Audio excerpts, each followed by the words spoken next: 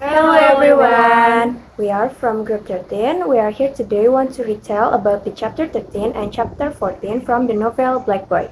Before we start, let us introduce ourselves. My name is Dianita Atika Putri.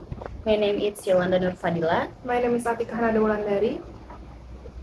So, in chapter 13, one day Richard came across an editorial in a Memphis newspaper that criticized H.L. Mencken. He is the editor of American Mercury, a magazine he occasionally read. And Richard thought that if Southern whites considered Mencken as a dangerous writer, he must be worth reading. So he then decided to read some of his works. However, there was a problem. Black people were not allowed to borrow books from the public library. So, to get around this, he asked his white Irish Catholic coworker, Falk, if he could use his library card to check out books. Falk then agreed, but he warned Richard to be careful.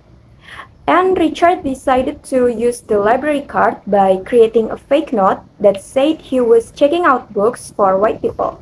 And when he handed the note to the librarian, she was initially suspicious, but eventually she gave him the books.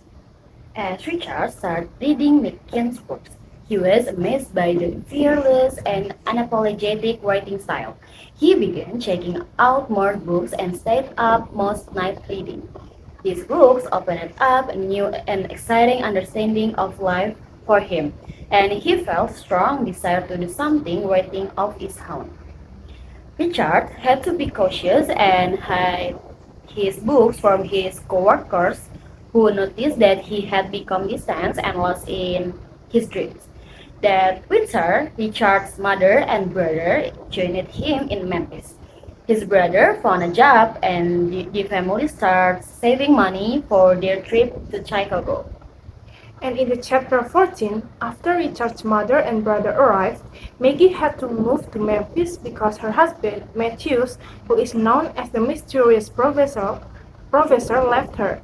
They all wanted to reach Chicago quickly, so they decided that Richard and Maggie would go ahead and find a place for the four of them. The other two would join them once they had enough money. It's important to note that some white people in the South don't like it when black individuals move to the North because it suggests they are unhappy with the way they treated in the South. To avoid conflict, Richard waited until just 2 days before his departure to tell his boss that he's leaving. He even mentioned that he's leaving to be close to his mother, not to make it seem like he actively wants to leave the South. His white co-workers at the optical shop were confused and somewhat resentful except for Falk, who gave him a sly smile.